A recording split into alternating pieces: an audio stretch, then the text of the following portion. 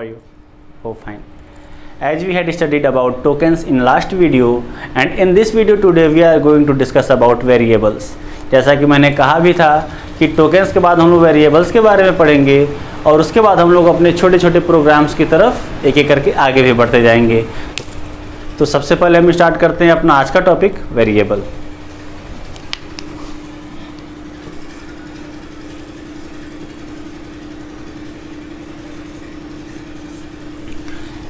Variables की बात करें तो जैसा कि हम अपने डेली रूटीन से एक एग्जांपल लेकर के आते हैं आपको। आप मार्केट जाते हैं, कोई सामान आप वहाँ से परचेस करते हैं, तो उस सामान को परचेस करने के बाद आप रखने के लिए उसको किसी न किसी पैकेट के अंदर रखते हैं, किसी न किसी कंटेनर के अंदर उसको रखते हैं।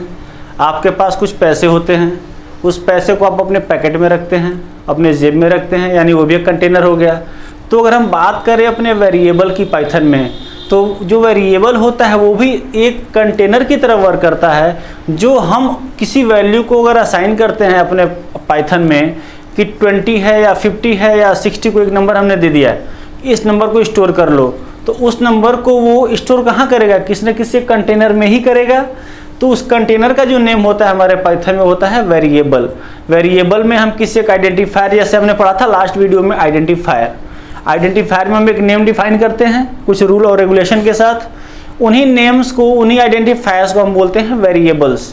हम वेरिएबल्स को डिफाइन करते हैं, यानी अगर हमने एक वेरिएबल को डिफाइन कर दिया तो समझिए कि हमने कंटेनर क्रिएट कर लिया। अब उस कंटेनर में हम जिस वैल्यू को चाहें उस वैल्यू को स्टोर कर सकते हैं। फॉर एग्जाम्पल हम अगर लेते हैं ए इज इक्वल टू 10, तो ए इज इक्वल टू 10 लेने से क्या होगा? हमारी मेमोरी में कोई एक स्पेस ये वेरिएबल ऑक्यूपाई करेगा, उसको नेम देगा ए और उसमें स्टोर कर देगा 10। तो जो वेरिएबल होता है वो एक तरह का कंटेनर होता है। हम इसको डेफिनेशन के लिए भी कह सकते हैं, variable is a named location which is used in our program to store our data. यानी कि जो वेरिएबल होता है वो हमारे मेमोरी में एक स्पेस ऑक्यूपाई करता है हमारे वैल्यूज़ को स्टोर करने के लिए। तो सिंपल सी बात है कि जो भी हमारा वेरिएबल होगा उसका केवल इतना वर्क होगा कि जो भी डेटा उसको हम देंगे उसको वो अपने अंदर स्टोर करके रखा रहेगा। कब तक रखा रहेगा इसके बारे में बात करते हैं। अगर हमने दे दिया a इज इक्वल टू 10, तो a नाम से एक लोकेशन ये क्रिएट करेगा, उसमें वैल्यू दे देगा 10। फिर अगर हम देते हैं a इज इक्वल टू 20, तो इस बार वो क्या करेगा? a नाम से तो हमने पहले से असाइन किया हुआ है 10, अब हमने राइट कर दिया a इज इक्वल टू 20। तो उस केस में हमारा पाइथन बिना किसी कंफ्यूजन के सीधे सीधे जाएगा, पहले वाले वेरिएबल में जो वैल्यू हमने असाइन करके रखी हुई थी उनको रिप्लेस कर देगा, और उसी नेम से वेरिएबल तो पहले से क्रिएटेड है, बस हमने दो बार a लिखा, यानी a नाम से एक बार क्रिएट है, दोबारा हमने केवल a को असाइन कर दिया 20, तो जाएगा सीधे a पर, जो वहाँ पे वैल्यू है उनको रिप्लेस कर देगा 20 से सीधे सीधे। यानी हम किसी भी वेरिएबल में कोई अगर एक वैल्यू असाइन कर देते हैं, उसके बाद हम उसी वेरिएबल में कोई दूसरी वैल्यू अगर असाइन करते हैं, तो सिंपल से वो क्या करता है कि हमारे पहले वाले वैल्यू को सेकंड वैल्यू से रिप्लेस कर देता है। हम जितनी बार भी इसकी वैल्यूज़ को चेंज करते जाएंगे, हमारी प्रीवियस जो वैल्यूज़ हैं वो रिप्लेस होती जाएंगी, फिर वो कभी भी एक्सेस हमारे प्रोग्राम में नहीं हो पाएंगी। क्लियर हुआ? ये रहा हमारा variable.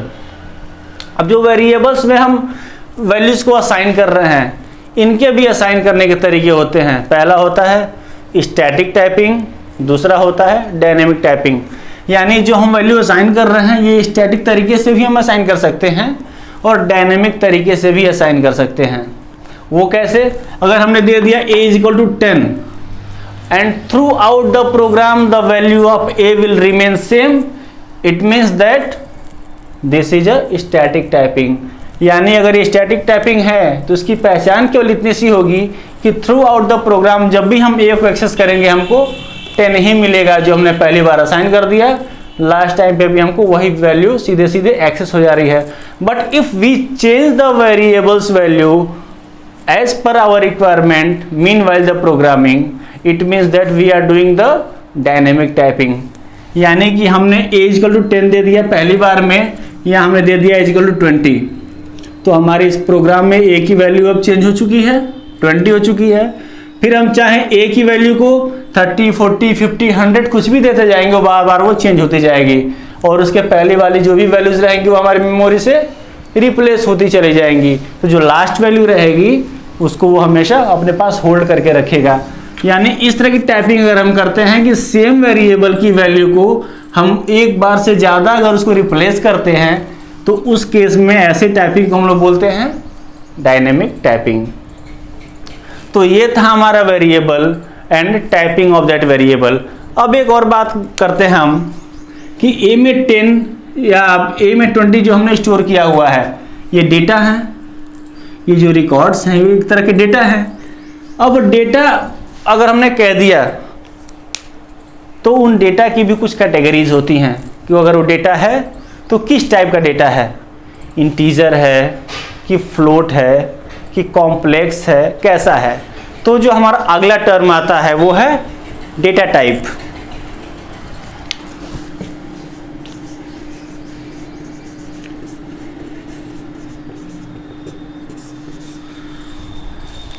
Means data type is the type of data which is being assigned to any variable.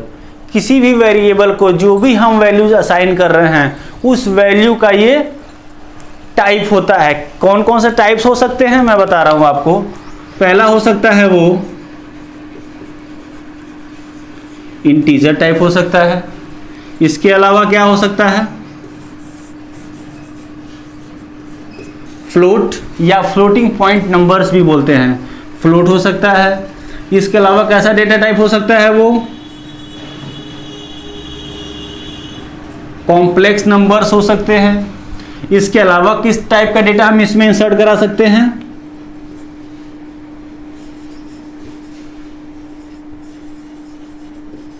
Boolean type के भी हम इसमें डेटा टाइप इंसर्ट करा सकते हैं। जो डेटा हम इसमें इंसर्ट करेंगे वो बूलियन टाइप के भी हो सकते हैं। एक एक करके हम सबके बारे में पढ़ते हैं। इसके अलावा एक और टाइप होता है डेटा का, वो होता है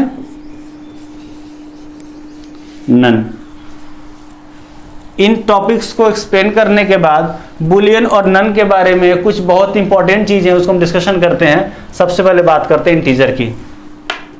इंटीजर में वो नंबर्स आते हैं जो होल नंबर्स होते हैं, यानी डेसिमल ना हो उनमें, वो किसी फ्रैक्शन के फॉर्म में ना हो, 10 हो, 5 हो, 2 हो, 20 हो, बट 20.0 ना हो, 20.1 ना हो। अगर 20.0 हम कभी कभी बात करते हैं कि 20.0 and 20 both are equal, but in case of data type these values are not equal, they are different. This one is only 20 is integer number and 20.0 is a float number. अगर हमको पता करना हो कोई भी नंबर लेकर के कि वो नंबर किस टाइप का है तो उसके भी कुछ प्रोग्राम्स होते हैं, उसके भी कुछ कोड्स होते हैं, उनको हम आगे डिस्कशन करेंगे ताकि आपका ये डाउट क्लियर हो जाए किसी भी डेटा टाइप को लेकर के कि वो जो डेटा टाइप है वो किस टाइप का है। जहाँ पे हमको पता है कि 10.0 है, 10.5 है, 2.0 है, 30 है, 40 है, व्हाटएवर इज दिस, हम पहचान लेते हैं कि ये इंटीजर है या फ्लोट है या कॉम्प्लेक्स है या बूलियन। इनको पढ़ने के बाद हम सबको कैटेगराइज कर लेंगे। बट फिर भी अगर कहीं कोई कन्फ्यूजन रह जाती है, हम नहीं पहचान पाते हैं कि इंटीजर नंबर है या फ्लोट है या कॉम्प्लेक्स है, तो उसके भी कुछ ट्रिक्स होते हैं, उसके भी कुछ कोड्स होते हैं जिनको आप टाइप करके चेक कर सकते हो कि जो हमारा डेटा है वो किस टाइप का है। उसको हम बाद में डिस्कशन करेंगे। पहले बात करते हैं हम इंटीजर वैल्यू की। तो इंटीजर वैल्यू में केवल वो नंबर्स होते हैं जिनमें हमको ये दिख जाता है कि यहाँ पे कोई भी पॉइंट, कोई भी डेसिमल यूज नहीं किया गया है। यहाँ पे केवल और केवल होल नंबर्स ही हैं, चाहे वो 1 हो, 2 हो, 3 हो, 4 हो, 100 हो, 1000 हो, कुछ भी हो। और जब फ्लोट की बात आती है तो फ्लोट में वो नंबर्स हम यूज करते हैं जो डेसिमल फॉर्म में हो या फ्रैक्शन फॉर्म में हो, वो हमारे फ्लोट नंबर्स होते हैं। अगर कहीं हमको 3.7, 20.1 कुछ भी दिखा ऐसा नंबर, तो हम ये पहचान लेते हैं कि this number is of float type. Clear. अब आगे बढ़ते अगला डेटा टाइप आता है कॉम्प्लेक्स नंबर। मैंने लास्ट वीडियो में भी बात किया था कि हम थोड़ा सा फास्ट चलेंगे क्योंकि जो हमारे ये सिलेबस अभी चल रहा है ये क्लास 11th का सिलेबस है जो कि बहुत लंबा है। बहुत लंबा जाने वाला है, तो हम इसको थोड़ा सा फास्ट करेंगे ताकि जितनी जल्दी हो सके हम अपने इस 11th क्लास को कवर अप करके क्लास 12th की तरफ प्रोसीड करेंगे। तो कॉम्प्लेक्स नंबर की बात करें तो जो कॉम्प्लेक्स नंबर होता है, ध्यान दीजिएगा, जो पाइथन में कॉम्प्लेक्स नंबर हम यूज़ करते हैं वो दो पार्ट उस नंबर में रहते हैं। जो पहला नंबर होता है, जो पहला पार्ट होता है उसको हम बोलते हैं real number part. The part of real number will be the first number and second number will be the part of imaginary number. दो तरह के पार्ट इसमें यूज होते हैं। एग्जाम्पल में लेता हूँ a is equal to 5 + 6j। अगर हमको कहीं इस तरह के नंबर दिखाई दें कि कोई एक नंबर रहे प्लस कोई एक नंबर और उसके साथ j इंक्लूडेड रहे, या कोई भी नंबर ना रहे, अगर j रहता है किसी भी वेरिएबल में असाइन, तो ये तुरंत वहाँ समझने वाली बात है कि this number is the imaginary number. ये हम क्यों समझ लें कि अगर j लिखा है तो इमेजिनरी नंबर है? क्योंकि हमारी ये पाइथन में पहले से प्री कोडेड है, प्री डिसाइडेड है कि जहाँ भी हम j इमेजिनरी नंबर को यूज़ करना होगा वहाँ केवल और केवल हम j को ही यूज़ करेंगे। j के अलावा कोई दूसरा नंबर इमेजिनरी नंबर नहीं होगा हमारे पाइथन के अकॉर्डिंग। इसलिए हम केवल और केवल j को ही यूज़ करते हैं कॉन्फिडेंस के साथ कि this is a complex number. Clear? तो कॉम्प्लेक्स नंबर, फ्लोट नंबर और इंटीजर नंबर, ये तीन चीज़ें समझ में आई। अगर हम बात इंटीजर की करते हैं तो इसमें हम होल नंबर देते हैं। अगर फ्लोट की बात करें तो इसमें हम डेसिमल नंबर्स देते हैं। और अगर कॉम्प्लेक्स की बात करें तो यहाँ पे हम दो पार्ट में नंबर्स देते हैं। जो पहला पार्ट होता है वो रियल नंबर होता है और जो दूसरा पार्ट होता है वो इमेजिनरी नंबर होता है।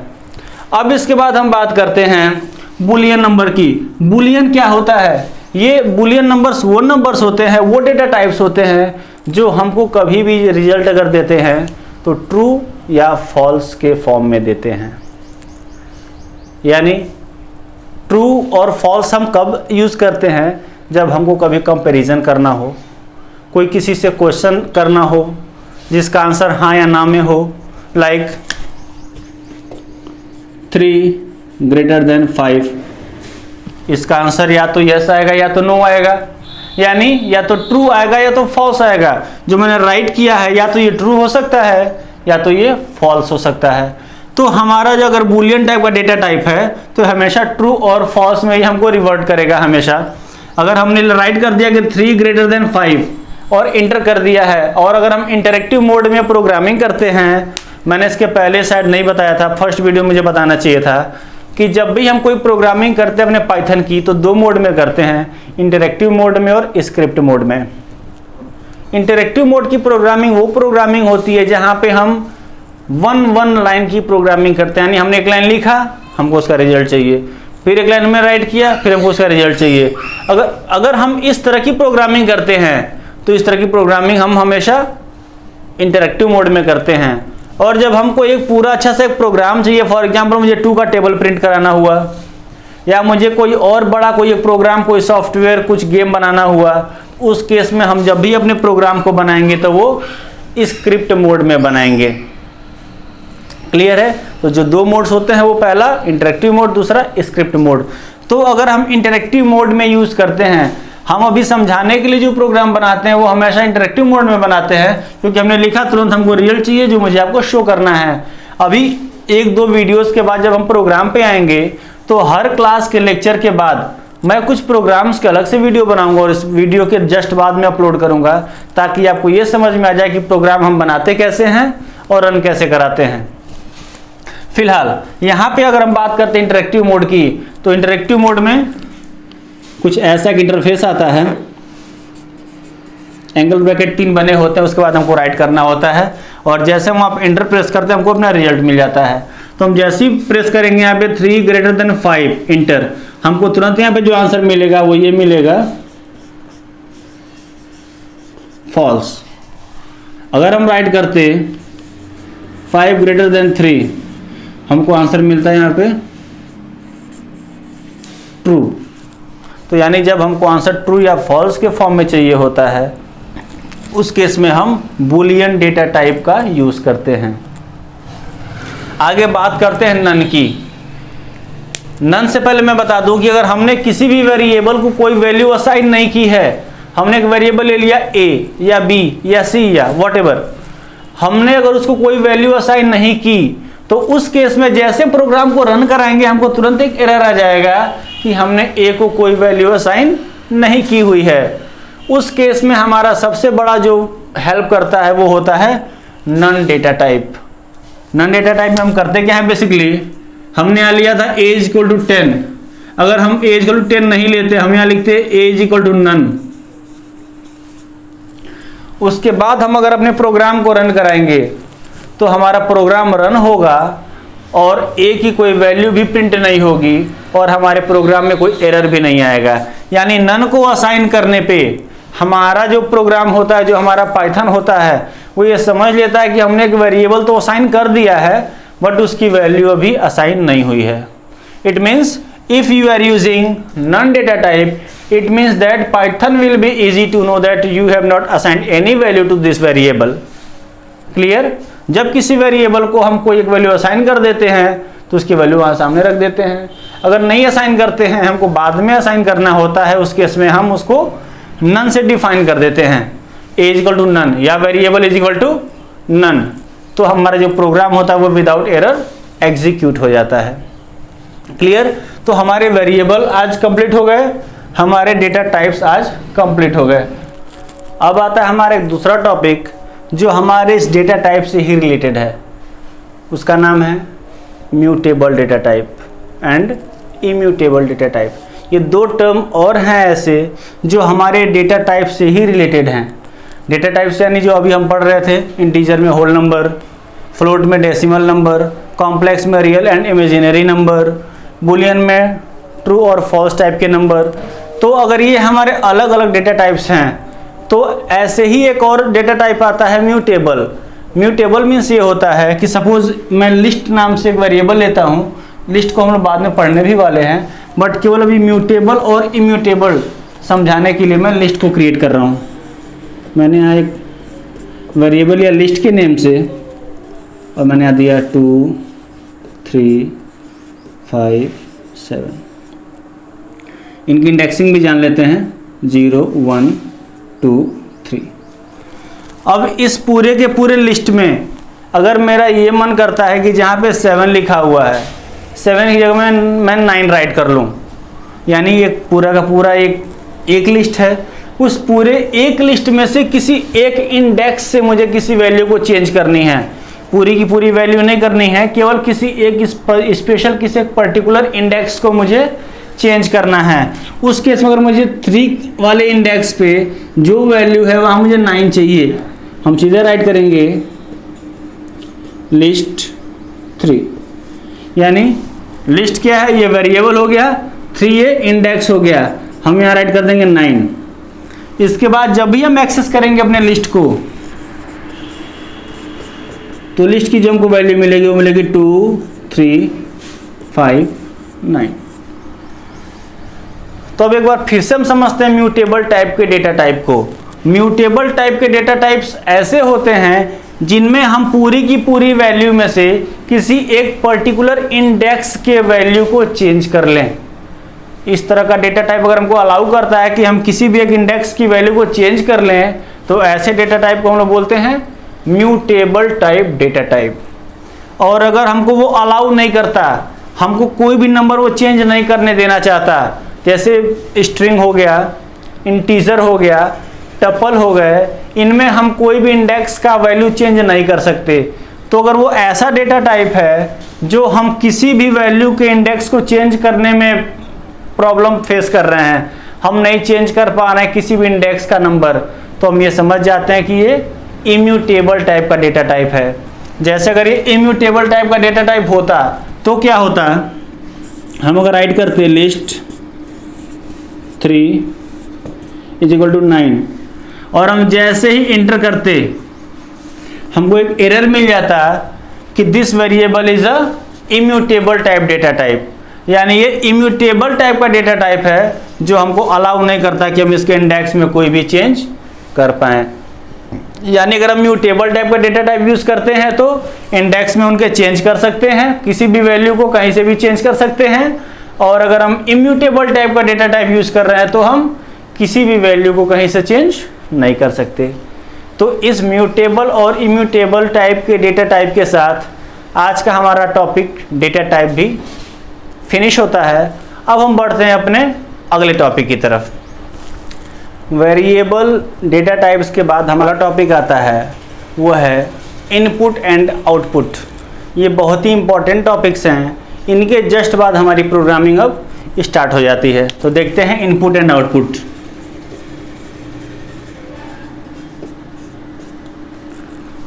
इनपुट ये फंक्शन होते हैं, इनपुट फंक्शन और आउटपुट फंक्शन होते हैं जो बिल्ट इन फंक्शन है, पहले से प्री डिफाइंड फंक्शन है हमारे पाइथन के द्वारा कि बस इनको हमको सिंपली राइट करके यूज़ कर लेना, हमको इनको क्रिएट नहीं करना होता है। अगर हम इनको क्रिएट करते तो फिर ये यूजर डिफाइंड फंक्शन हो जाते। तो इनपुट फंक्शन के बारे में पढ़ते हैं हम सबसे पहले। इसके पहले हम जो भी वेरिएबल को डिफाइन करते थे, अगर हमको राइट करना होता था a is equals to 20, b is equals to 30 और हमको राइट करना था c is equal to a plus b, हमको राइट मिल जाता था यहाँ पे 50। अब ये तो हमने पहले से प्री डिफाइंड अपने वेरिएबल्स को यूज़ कर लिया, वेरिएबल ले लिया, उनकी वैल्यूज हमने पहले से डिसाइड कर ली है, तो हमको पहले से पता भी है कि हमको रिजल्ट क्या आना है। भले हमने राइट कर लिया a equal to c equal to a plus b, but हमको तो पहले से पता ही है कि c की वैल्यू आनी क्या है, 50 आनी है।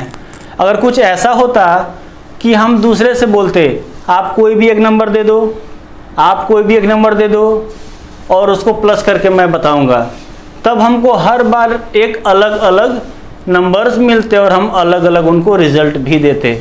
तो अगर वैल्यूज़ हमने पहले से डिसाइड नहीं की हुई है कि a में क्या वैल्यू देनी है, b में क्या वैल्यू देनी है और c को क्या वैल्यू आनी है एट लास्ट, उस केस में हम इनपुट फंक्शन का यूज़ करते हैं। इनपुट फंक्शन इसलिए हम यूज़ करते हैं कि हम यूज़र से इनपुट करवाते हैं। हम a की वैल्यू अपने पास सब तक डिफाइन कर रहे थे, अब हम यूज़र से बोलते हैं कि आप a को कोई भी एक वैल्यू दे दो। तो ये क्या करता है इनपुट फंक्शन, कोई भी एक जो भी आर्गुमेंट जिसमें हम पास करते हैं वो एज ए मैसेज ये प्रिंट करता है यूज़र के पास, और वो जो भी इनपुट देते हैं उनको ये एज ए स्ट्रिंग हमको रिटर्न कर देता है। ध्यान दीजिएगा, मैंने कहा कि एज ए स्ट्रिंग हमको रिटर्न करता है। एक छोटे से एग्जाम्पल से हम देखते हैं। पहले हमने एक वेरिएबल ले लिया a, अब हमने यहाँ पे इसको कोई वैल्यू देनी थी 20, बट हम बोलते हैं इसको इनपुट। इनपुट लिया, हम इसमें एक मैसेज पास करेंगे,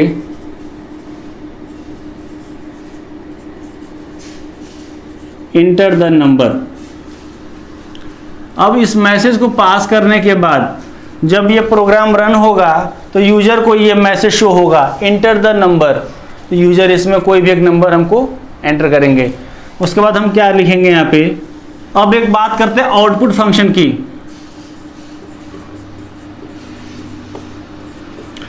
आउटपुट फंक्शन वो फंक्शन होता है जो हमको रिजल्ट प्रोवाइड कराता है। जैसे इसके पहले हम जब इंटरेक्टिव मोड में अपनी प्रोग्रामिंग करते थे तो हमने राइट किया a is equal to 20, b is equal to 30, c is equal to a plus b। हम जैसे ही इंटर करते थे हमको कुछ भी नहीं करना होता था और हमको c की वैल्यू 50 मिल जाती थी। वो था हमारा interactive mode. But script mode में हमको सब कुछ राइट करना होता है, उसके बाद ही हमारा प्रोग्राम रन करता है। तो अगर हमको वहाँ पे एंटर करके ही अपना आउटपुट मिल जाता था, तो यहाँ पे हमको अपना आउटपुट एक आउटपुट फंक्शन के थ्रू मिलेगा। आउटपुट फंक्शन को हम प्रिंट से डिनोट कराते हैं। जो भी हमको आउटपुट चाहिए होता है उसको हम प्रिंट फंक्शन के अंदर राइट करते हैं। प्रिंट एक फंक्शन, उसको हम यूज़ कैसे करते हैं, प्रिंट। इसमें हम आर्गुमेंट को पास करते हैं। अगर हमको किसी मैसेज के थ्रू अगर प्रिंट कराना है तो हम ऐसे ही इन्वर्टेड कॉमास में राइट कर देंगे,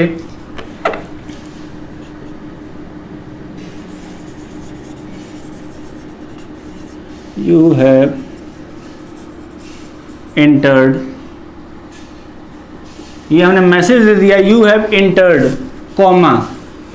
अब ये जो मैसेज यहाँ पे इनको प्रिंट होगा तो ये कोई एक नंबर वहाँ प्रिंट करेंगे, टाइप करेंगे। इनके नंबर टाइप करते ही वो वैल्यू सीधे हमारे ए को असाइन हो जाएगी। पहले ये मैसेज प्रिंट होगा यूजर को, जब वो वहाँ पे कोई भी नंबर प्रेस करेंगे तभी हमारा ये वाला अगला फंक्शन एग्जीक्यूट होगा। उसके पहले क्या हो चुका रहेगा, ये कोई ना कोई एक नंबर की प्रेस कर चुके रहेंगे जो ए में स्टोर हो चुकी रहेगी। तो हम यहाँ पे कॉमा करके राइट कर देंगे ए। अब हमारा ये प्रिंट फंक्शन एग्जीक्यूट होगा। तो प्रिंट फंक्शन जैसे आया हमारा, तो ये पाइथन समझ लेता है कि अब हमको आउटपुट देना है। प्रिंट के उस पैरेंथेसिस के अंदर जो भी राइट किया हुआ है उसके अकॉर्डिंग हमको आउटपुट अब शो कर देना है।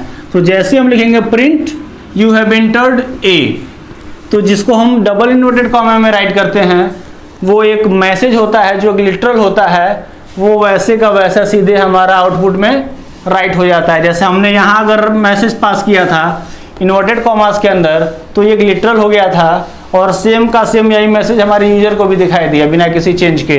वो इसको पढ़े, इसके अकॉर्डिंग वो इनपुट किए।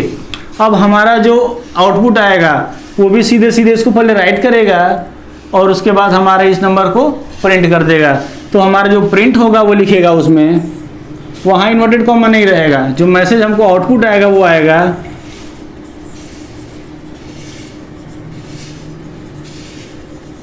You have entered. अब ए तो मुझे पता नहीं उसने क्या नंबर डाला होगा।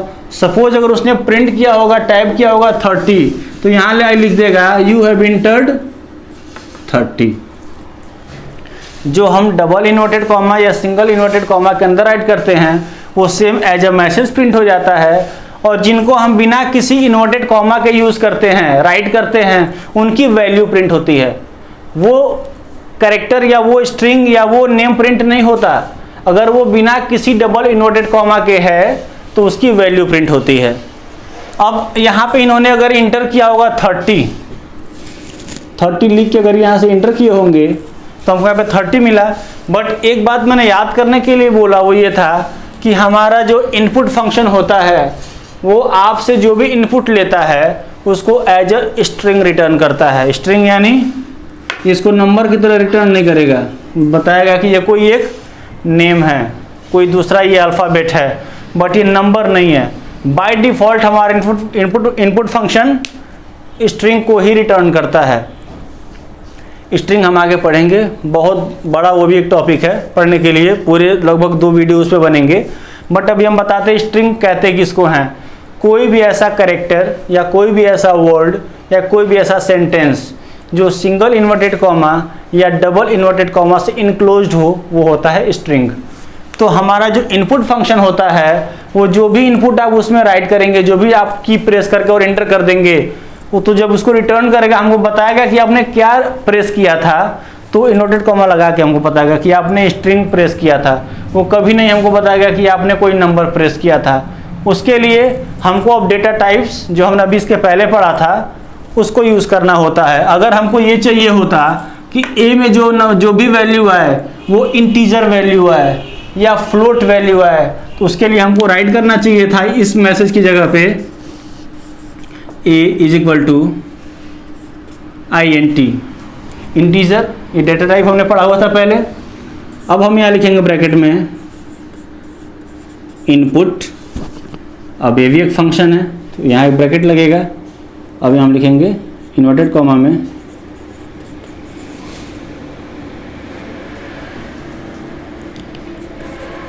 Inter the number. अब हम यहाँ पे कुछ भी की राइट करेंगे, कोई भी नंबर प्रेस करेंगे तो वो इंटीजर में ही जाएगा। बट अगर हमने यहाँ पे कोई अब अल्फ़ाबेट प्रेस कर दिया तो तुरंत हमको हमारे प्रोग्राम में एरर भी आ जाएगा, क्योंकि हमको जब भी कोई की प्रेस करनी है वो इंटीजर टाइप की ही करनी है। हमको कोई होल नंबर ही प्रेस करना है। तो अगर आपको यहाँ इंटीजर नंबर चाहिए था तो आप INT करके यूजर से कोई भी नंबर मांग लीजिए। स्ट्रिंग चाहिए, आपको फ्लोट चाहिए, आपको जिस तरह के डेटा टाइप चाहिए उस तरह के डेटा टाइप आप यहाँ पे डिफाइन कर दीजिए। उसके बाद यूजर उस टाइप की वैल्यू आपको हमेशा अपने की से प्रेस करेगा और आप अपने वेरिएबल में उसको स्टोर कर लेंगे। तो अगर आप यहाँ पे आप यूजर ने प्रेस किया 30 और इंटर किया और हमने ये मैसेज राइट किया प्रिंट यू हैव एंटर्ड ए, तो हमको जो रिजल्ट मिलेगा वो बिना इन्वर्टेड कॉमा के मिलेगा। हमको तब ये रिजल्ट फाइनली मिल जाएगा।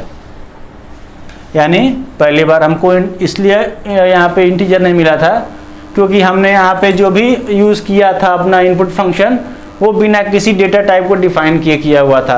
अब की बार हमने डेटा टाइप को डिफाइन कर लिया है कि हमको इंटीजर टाइप का ही इसमें वैल्यू चाहिए। तो अब यूजर जैसे 30 राइट करेगा हमको ये ऐसे 30 राइट हो जाएगा। इसमें कोई इन्वर्टेड कॉमा नहीं रहेगा, स्ट्रिंग टाइप का नहीं रहेगा, अब ये हमेशा नंबर ही रहेगा। अब हम आते हैं अपने प्रोग्राम की तरफ, धीरे धीरे बढ़ रहे हैं। सबसे पहले हम जब प्रोग्रामिंग करते हैं तो छोटे छोटे वर्ड को पहले प्रिंट कराते हैं। Hello world, how are you, कुछ एक छोटा छोटा कन्वर्सेशन हम लोग प्रिंट करते हैं, देखते हैं उसको आगे। तो अब बात करते हैं हम अपने अगले टॉपिक की तरफ, जहाँ से हम छोटे छोटे प्रोग्राम्स को बनाना स्टार्ट भी करते हैं। सपोज़ आपको राइट करना है अपने पाइथन प्रोग्राम में हेलो वर्ल्ड, तो आप कैसे राइट करोगे? आपके पास हेलो वर्ल्ड को राइट करने के दो ऑप्शन हैं। पहला, अगर आप उसको इंटरेक्टिव मोड में राइट करते हो तो वो आएगा आपका ऐसे शो होगा। सिंपल आप यहाँ पे राइट करो प्रिंट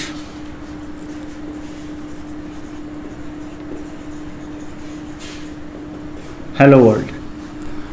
तो आप जैसे यहाँ से एंटर करोगे, एंटर करते ही हेलो वर्ल्ड आपको यहाँ पे प्रिंट हो जाएगा, यहाँ राइट हो जाएगा।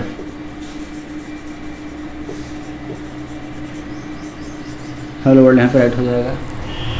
बट अगर आप इसको स्क्रिप्ट मोड में राइट करते हो तो वहाँ भी आप सेम ऐसे ही राइट करोगे, बट वहाँ कंडीशन ये रहेगी कि इसको राइट करने के बाद आपको पहले अपने प्रोग्राम को सेव करना पड़ेगा। तो सेव करने के लिए हम अपने प्रोग्राम को कोई एक नेम देते हैं, वो नेम राइट करेंगे, उसके बाद डॉट प्रेस करेंगे और डॉट प्रेस करने के बाद पाइथन का एक्सटेंशन होता है py। हम py को राइट करेंगे, फिर अपने प्रोग्राम को हम सेव करेंगे। अगर हम बिना एक्सटेंशन के अपने फाइल को सेव कर देते हैं तो फाइल एग्जिस्ट तो करेगी हमारे उस पाइथन के प्रोग्राम वाले फोल्डर में, बट पाइथन उसको रिकॉग्नाइज नहीं कर पाएगा कि ये किस टाइप की फाइल है। एक्सटेंशन अगर हम यूज़ करते हैं तो हमारा पाइथन समझ जाता है कि डॉट py लगा है यानी ये पाइथन फाइल है, इसको मुझे अपने पास ओपन करने के लिए या इसको अपडेट करने के लिए अपने पास हमको सेव करके रखना है। जब भी कोई नेम डॉट पाई आएगा तो मुझे तुरंत उसको ओपन कर लेना है। इसलिए हम लोग बिना डॉट पाई को लगाए अपना कोई भी प्रोग्राम सेव नहीं कर सकते। अगर सेव कर दिया तो फिर हमारा पाइथन उसको रिकॉग्नाइज नहीं कर पाएगा। तो हम जब भी सेव करेंगे अपने किसी भी प्रोग्राम को तो एक नेम देंगे प्रोग्राम का, प्लस उसमें क्या करेंगे हम डॉट py लास्ट में ऐड कर देंगे। क्लियर हुआ? तो अगर आपको हेलो वर्ल्ड राइट करना था तो आपने राइट कर दिया सीधे प्रिंट हेलो वर्ल्ड, यानी प्रिंट फंक्शन के थ्रू ही हम अब अपना सारा का सारा आउटपुट लेने वाला वर्क करेंगे। आपको राइट करना है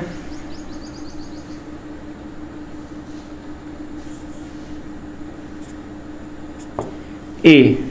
हम अब स्क्रिप्ट मोड में प्रोग्राम राइट करते हैं। हमने राइट किया a is equal to int input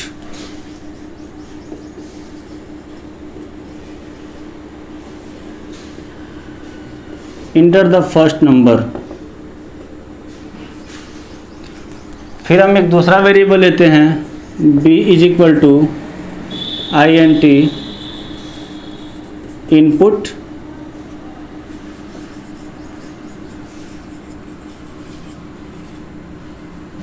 enter the second number.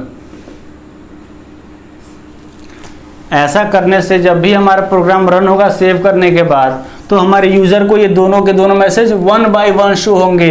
उनको पहले पहला मैसेज शो होगा, जब वो की प्रेस करेंगे कोई भी तो तुरंत अगला नंबर शो हो जाएगा। फिर इसी प्रोग्राम में हम आगे बढ़ते हैं, राइट करते हैं प्रिंट a प्लस b। इतना लिख के हम अपने प्रोग्राम को सेव कर देते हैं। सेव करने के बाद हमारा यूज़र जैसे इस प्रोग्राम को रन करेगा तो उसको पहले पहला मैसेज आएगा। सपोज उसने वहाँ पे एंटर कर दिया 30, फिर b वाला मैसेज को प्रिंट होगा, वो b के लिए सपोज उसने कर दिया 70, और जैसे वो 70 लिख के एंटर करेगा उसको तुरंत यहाँ पे एक मैसेज आ जाएगा और वहाँ केवल इतना लिखा रहेगा 100। बट अगर हम यहाँ ये लिखे होते प्रिंट और यहाँ एक मैसेज डाल देते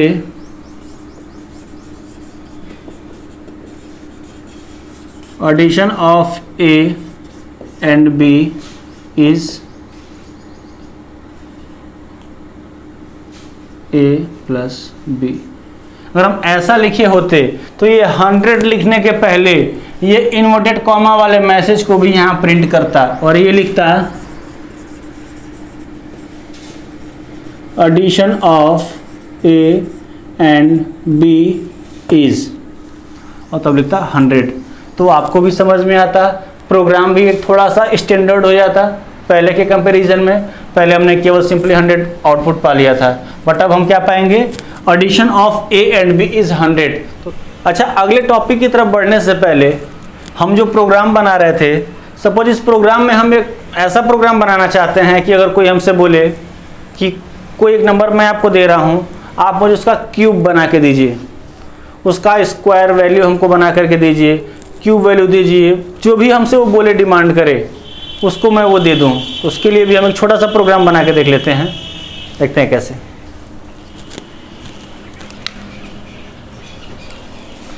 सपोज किसी ने मुझसे बोला कि मैं आपको एक नंबर देता हूँ 3, आप मुझे 3 का क्यूब दे दीजिए। तो मैं सीधे क्या करूँगा, प्रोग्राम बनाऊँगा A is equal to INT input enter the number. तो ऐसा मैसेज हमारे यूजर को शो होगा, वो कोई भी एक नंबर वहां से प्रिंट करेगा। सॉरी, एक चीज़ ध्यान देने वाली है कि अगर ब्रैकेट हमने यहाँ एक ओपन किया है, यहाँ एक ओपन किया है, तो हमको आगे भी 2 ब्रैकेट बंद करने होंगे। हम यहाँ एक और ब्रैकेट बंद करेंगे, इसके पहले भी जहाँ भी हम यूज़ किए होंगे यहाँ भी हम इसको बंद करेंगे, यहाँ भी इसको बंद करेंगे। यानी जहाँ भी हमारा ब्रैकेट जितना ओपन हुआ है वो हर एक ब्रैकेट फिर क्लोज हो जाना चाहिए। अब हमको सपोज उसने यहाँ पे इस मैसेज को देखने के बाद 3 प्रेस कर दिया, तो हम लिखेंगे यहाँ पे प्रिंट A है, A into A into A, बस। अब हमको इस नंबर का क्यूब प्रिंट हो जाएगा। वो 3 दे या 4 दे या 6 दे या 9 दे या जो भी नंबर देगा, वो number into number into number multiple हो जाएगा, मल्टीप्लाई हो जाएगा और उनको उस नंबर का क्यूब मिल जाएगा। तो ऐसे प्रोग्राम आप लोग अपने मन से भी बना सकते हैं। कुछ नंबर लीजिए, उनका स्क्वायर रूट निकाल लीजिए, किसी नंबर का आप लोग एडिशन कीजिए, सब्ट्रैक्शन कीजिए, मल्टीप्लिकेशन कीजिए, क्योंकि वे सिंपल प्रोग्राम हम लोग पढ़ रहे हैं और इसमें हम केवल इतने ही प्रोग्राम्स को पढ़ेंगे कि हम कैसे सिंपल नंबर के साथ कोई भी एक अर्थमेटिक प्रोग्राम बना सकें। क्लियर है? अब आगे देखते हैं हमारा अगला टॉपिक क्या आता है।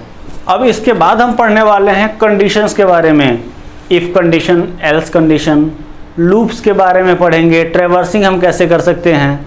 तो यानी अब इसके बाद हमारी जो 3rd वीडियो बनेगी उसमें हम पढ़ेंगे कंडीशन के बारे में और लूप्स के बारे में। आई होप इसके बाद हम लोग की जो ये पहला जो चैप्टर है क्लास 12 का वो कंप्लीट हो जाएगा। फिर हम बढ़ेंगे अपने 2nd चैप्टर की तरफ, जो हमारे 11th क्लास के अकॉर्डिंग लास्ट चैप्टर होगा, बट वो थोड़ा सा बड़ा होगा क्योंकि हमारे जितने भी रिमेनिंग टॉपिक्स हैं, लिस्ट, टपल, डिक्शनरी, स्ट्रिंग, बहुत कुछ है, सब कुछ हमारे इस लेसन में इंक्लूडेड रहेगा।